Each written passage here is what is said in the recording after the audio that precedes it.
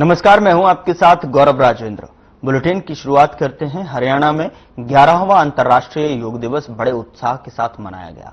इस अवसर पर मुख्य सचिव अनुराग रस्तोगी ने हरियाणा निवास में आयोजित योग कार्यक्रम में बतौर मुख्य अतिथि शिरकत की, जिसके बाद राज्य सरकार के विभिन्न विभागों के अधिकारी और कर्मचारियों ने कार्यक्रम में उत्साहपूर्वक भाग लिया।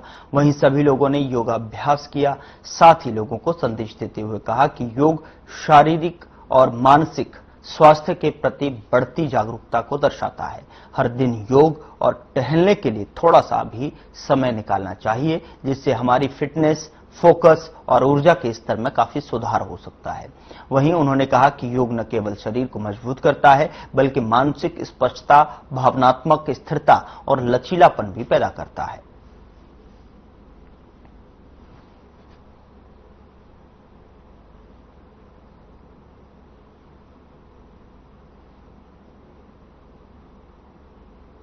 हिसार के चौधरी चरण सिंह हरियाणा कृषि विश्वविद्यालय के छात्रों की हड़ताल जारी है, जिसको लेकर छात्रों की कमेटी और मंत्रियों की कमेटी के साथ लगभग 8 घंटे हिसार के डीसी कार्यालय में प्रशासनिक भवन में बैठक हुई। इस दौरान मंत्रियों ने छात्राओं की समस्याओं को सुना। बता दें कि छात्रों की कमेटी ने अपनी 8 मांगें रखी थी। बैठक के बाद एक बार फिर रविवार को बैठक करने का फैसला लिया।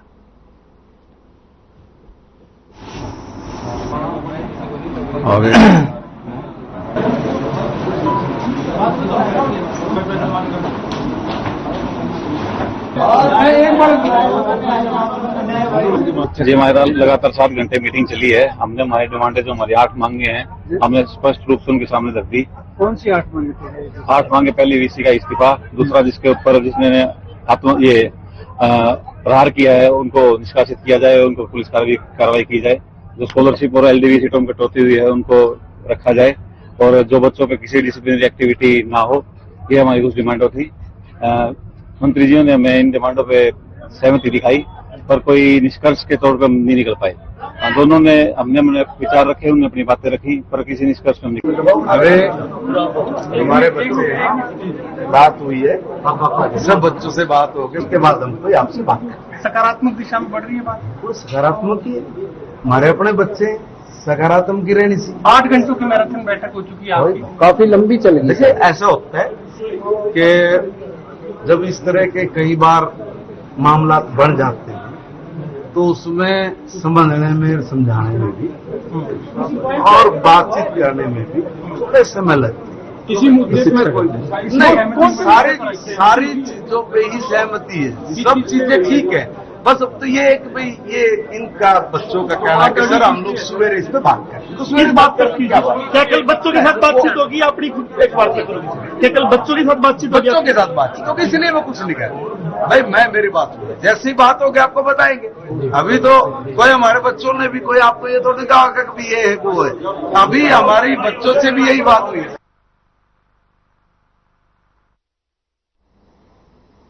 हिसार में अंतर्राष्ट्रीय नशा निषेध दिवस के मौके पर नशा मुक्त पदयात्रा 26 जून को निकाली जाएगी, जिसमें सैकड़ों युवा लोगों को जागरूक करने का काम करेंगे।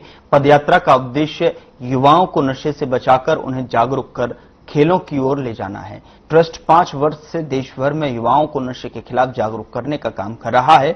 पदयात्रा निकाल कर जो है युवाओं को नशे से दूर रहने का प्रण लिया जाएगा। नशे के खिलाफ आवाज उठाने की शुरुआत घर से करेंगे, तो धीरे धीरे प्रदेश और देश भर में इस आवाज को बुलंद किया जाएगा और अगले 5 महीने में पूरे हिसार को कवर किया जाएगा, जिसमें स्कूल, कॉलेज, यूनिवर्सिटीज और स्पोर्ट्स एकेडमी, एजुकेशन इंस्टीट्यूट, गांव, हर जगह नशे के खिलाफ प्रोग्राम रखे जाएंगे।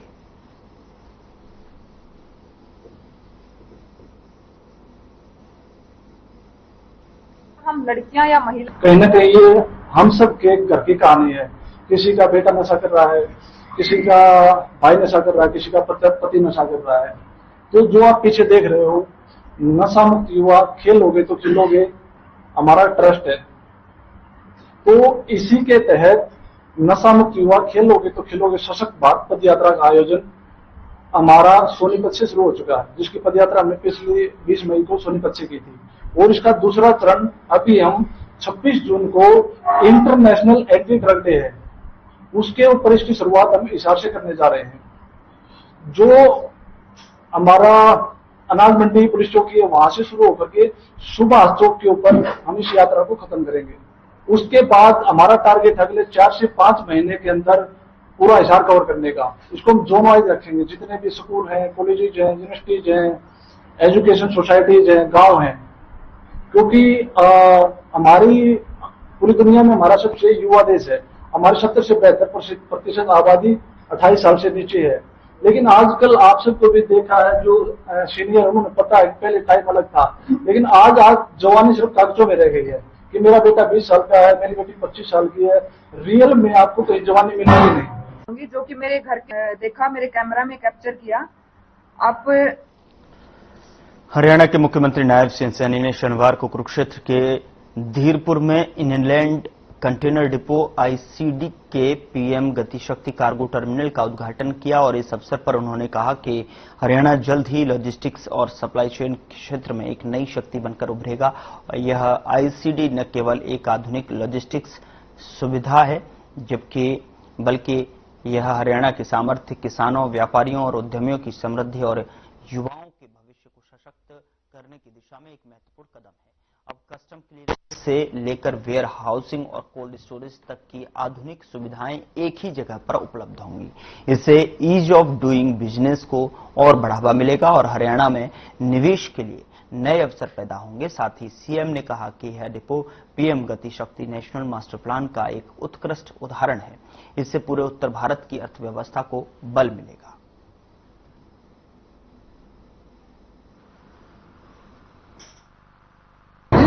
प्रचारित होगा, पहुंचेगा और उसका लाभ मिलेगा हमारे किसान को, उद्यमी को। उसका अच्छा राइस का जो सबसे बड़ा हब है हमारा, राइस यूरोप के साथ साथ अदर कंट्री में जाता है, उसमें ज्यादा फायदा मिलेगा।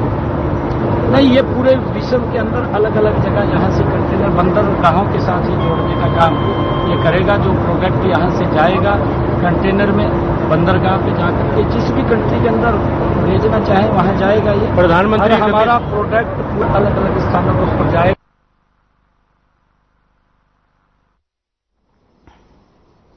अंतर्राष्ट्रीय योग दिवस देश और दुनिया में मनाया गया। वहीं हरियाणा के कुरुक्षेत्र ब्रह्म सरोवर स्थित पुरुषोत्तमपुरा बाग में आयोजित राज्य स्तरीय कार्यक्रम में योग गुरु बाबा रामदेव और सीएम नायब सिंह सैनी ने योग किया। कार्यक्रम में राज्यपाल बंडारू दत्तात्रेय, मंत्री आरती राव और सांसद नवीन जिंदल भी मौजूद रहे। सीएम सैनी ने अंतर्राष्ट्रीय योग दिवस पर कई घोषणाएं की, जिसके चलते सीएम ने 9 बड़ी घोषणाएं की हैं, जिनमें सीएम ने कहा कि कृष्ण आयुष विश्वविद्यालय कुरुक्षेत्र में अंतर्राष्ट्रीय ध्यान केंद्र के लिए एक विशाल हॉल का निर्माण किया जाएगा। मुख्यमंत्री सैनी ने कहा कि हरियाणा के विश्वविद्यालयों में योग पर शोध को बढ़ावा देने के लिए योग लेखक प्रोत्साहन योजना लागू की जाएगी, जिसके तहत हर साल उत्कृष्ट लेखकों को राज्य सम्मान दिया जाएगा।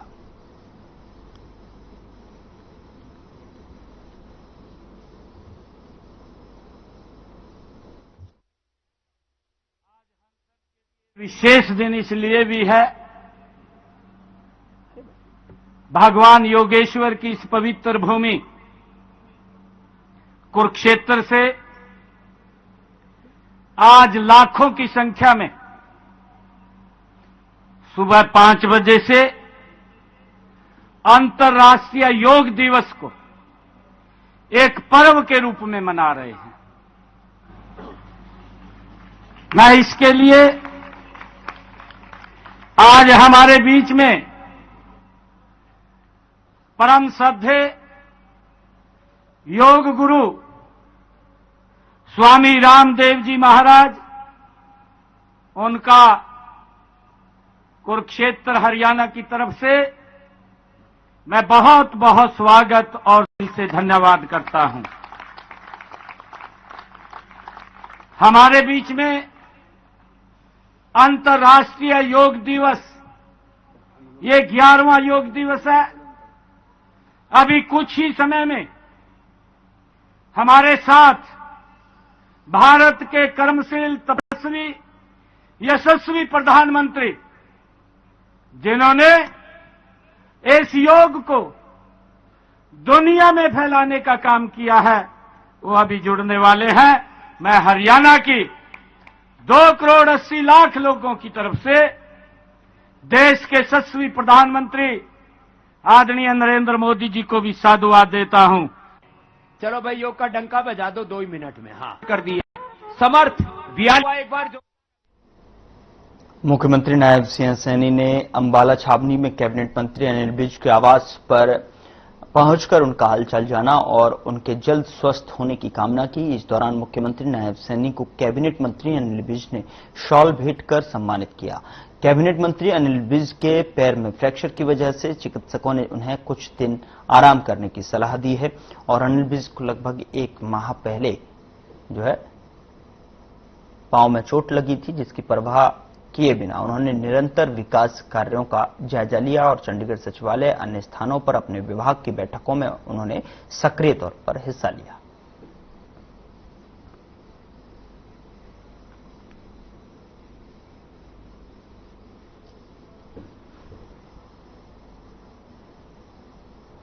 भिवानी में अंतर्राष्ट्रीय योग दिवस का बड़ी धूमधाम के साथ मनाया गया। आपको बता दें कि भिवानी के भीम स्टेडियम में आयोजित इस कार्यक्रम में कैबिनेट मंत्री श्रुति चौधरी ने शिरकत की और इस दौरान उन्होंने अंतर्राष्ट्रीय योग दिवस पर योग किया, जिसके बाद उन्होंने कहा कि योग को जन आंदोलन बनाया जा रहा है और लोग प्रतिदिन योग करें जिससे स्वस्थ रहें। वहीं श्रुति चौधरी ने कहा कि मानसून को लेकर बाढ़ प्रबंधन की सारी व्यवस्थाएं की गई हैं। पीएम सिंचाई योजना के तहत हर खेत को पानी मिले, इसके लिए सिंचाई विभाग काम कर रहा है।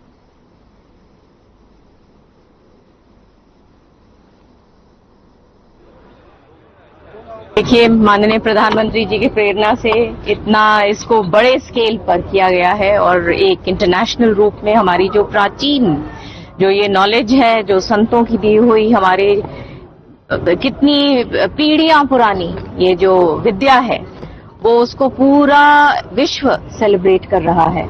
और ये और खुशी की बात क्या हो सकती है, इतने अपने संबोधन में उन्होंने एक बहुत प्रेरित किया सबको कि किस तरीके से सबको इसकी तरफ जाना चाहिए, ताकि एक इंटरकनेक्टेडनेस के बारे में उन्होंने बात किया कि हम किस तरीके से प्रकृति के साथ जुड़े हुए हैं और अपनी खुद की प्रकृति को किस प्रकार से बैलेंस करते हुए हमें आगे बढ़ना है।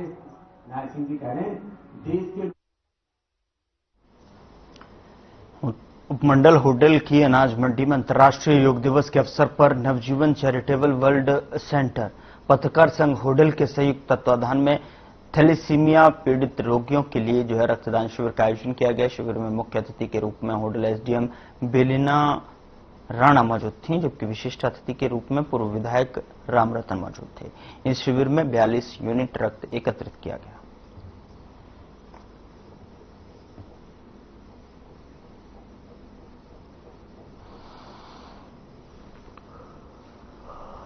योग दिवस के उपलक्ष्य में पत्रकार संघ होडल द्वारा आज अनाज मंडी में ब्लड डोनेट कैंप का आयोजन किया गया, जिसमें शहर के काफी लोगों ने बढ़ चढ़ कर हिस्सा लिया।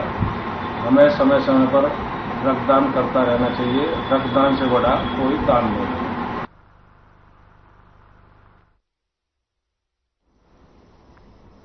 पानीपत में अंतर्राष्ट्रीय योग दिवस पर जिला स्तरीय कार्यक्रम का आयोजन किया गया, जिसमें कैबिनेट मंत्री श्याम सिंह राणा मुख्य अतिथि के तौर पर शामिल हुए। श्याम सिंह राणा ने कहा कि जहां योग होगा वहां रोग कभी नहीं होगा। योग विद्या हमारे ऋषि मुनियों की देन है। हिसार यूनिवर्सिटी में छात्रों के चल रहे प्रदर्शन पर श्याम सिंह राणा ने कहा कि बच्चे हैं, शांत हो जाएंगे। उन्होंने जानकारी देते हुए ये भी बताया कि किसान धान के सीजन में सीधी बिजाई को प्राथमिकता दें और मेरी फसल मेरा ब्यौरा पर जरूर रजिस्ट्रेशन करवाएं।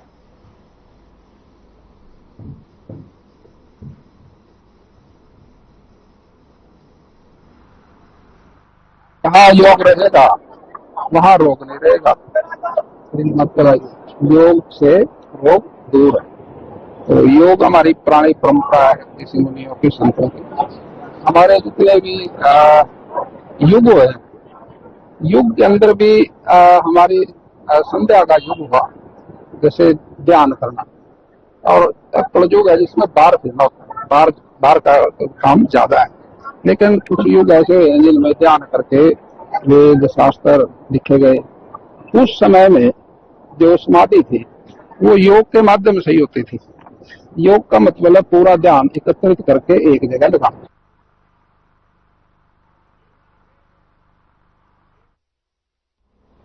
खबर सिरसा के रानिया से है, जहां पर रानिया की अनाज मंडी में 11वां अंतर्राष्ट्रीय योग दिवस का जिला स्तरीय कार्यक्रम हुआ, जिसके मुख्य अतिथि तहसीलदार शुभम शर्मा, पूर्व विधायक रामचंद्र कंबोज और पूर्व जिला अध्यक्ष शीशपाल कंबोज ने शिरकत की।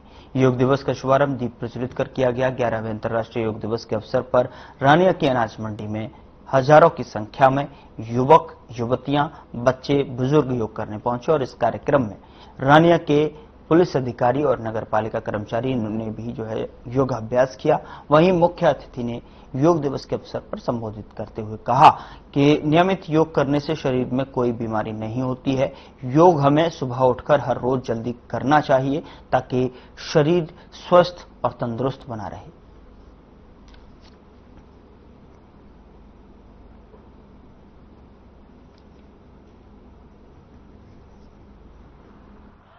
ग्यारहवां अंतर्राष्ट्रीय योग दिवस माननीय प्रधानमंत्री श्री नरेंद्र मोदी जी के दिशा निर्देश में आज ब्लॉक स्तर का रानिया की अनाज मंडी में मनाया गया और आप देख रहे हैं कि किस तरीके से योग को लेकर के पूरे हमारे समाज में और मैं ये कहूंगा कि ग्रामीण क्षेत्र तक गली गली में योग जो है वो गूंज रहा है और योग के रहते हुए निरोग काया।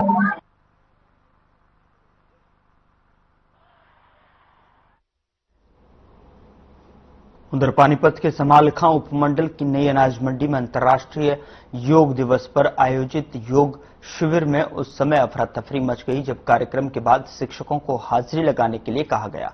शिक्षक आपस में धक्का मुक्की करने लगे और हाजिरी शीट तक फाड़ दी गई। यह दृश्य एसडीएम अमित कुमार और खंड शिक्षा अधिकारी की मौजूदगी में करीब आधा घंटा तक चला। खंड शिक्षा अधिकारी सुमन मोर ने शिक्षकों का बचाव करते हुए कहा कि 500 में 400 शिक्षक शिक्षा विभाग से थे, इसलिए कार्यक्रम के बाद हाजिरी लगवाई गई। पेज फाड़ दिए गए हैं, अटेंडेंस नहीं लगी नहीं लगी नहीं प्रशिक्षण आता है बाद में। तो बोला नहीं पीओ आपने? मैडम को बोला है देखो हो जाएगा शायद। लगी आपकी हाजिरी? नहीं लगी नहीं। क्या नाम है? Sandeep Kumar, police department education से। देखिए, ये हमारे आदरणीय प्रधानमंत्री मोदी जी की बहुत अच्छी पहल है। आज 11वां अंतर्राष्ट्रीय योग दिवस बड़े भव्य समारोह के साथ अनाज मंडी समालखा में मनाया गया है। ये हमारे मोदी जी की ऐसी सोच थी जो वैसे तो वेदों में पुराणों में बहुत पहले से थी, तो मोदी जी ने हमारे जो योग दिवस है योग के ऊपर पूरे अंतर्राष्ट्रीय पूरे विश्व के अंदर हमारी इस योग को जागृत किया, अंतर्राष्ट्रीय दिवस मनाया। उधर नारनौद की नई अनाज मंडी में 11वें अंतर्राष्ट्रीय योग दिवस के उपलक्ष्य में योग से जुड़ी विभिन्न क्रियाओं का अभ्यास किया गया। इस दौरान नगर पालिका अध्यक्ष, एसडीएम और विभिन्न विभागों के अधिकारी, कर्मचारी और ग्रामीणों ने भाग लिया। योग की क्रियाओं को किया और कार्यक्रम में बच्चों, बुजुर्ग, युवाओं ने बढ़ चढ़कर भाग लिया। इस दौरान अपने संबोधन में एसडीएम ने कहा कि नियमित रूप से योग करने से व्यक्ति की कार्यक्षमता में वृद्धि होती है और ऐसे में दिन भर ऊर्जा बनी रहती है।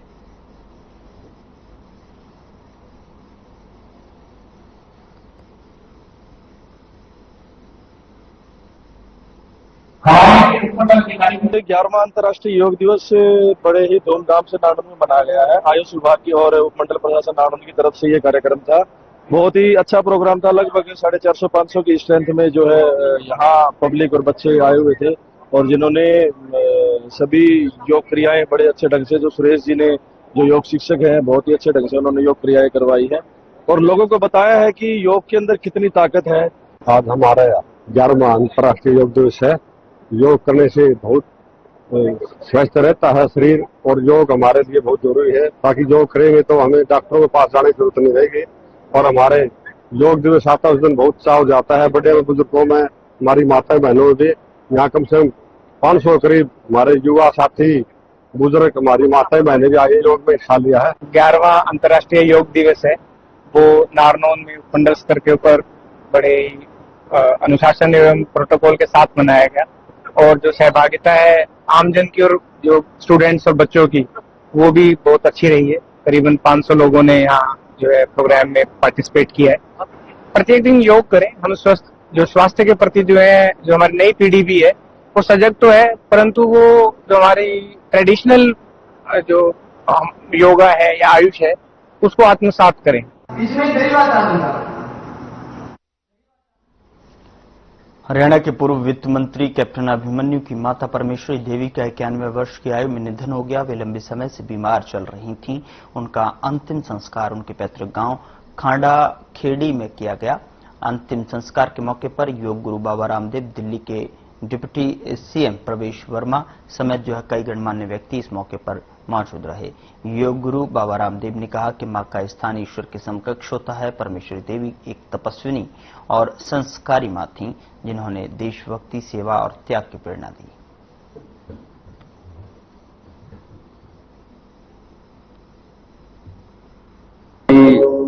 बहुत ही अच्छी आदरणीय भाभी जी थी।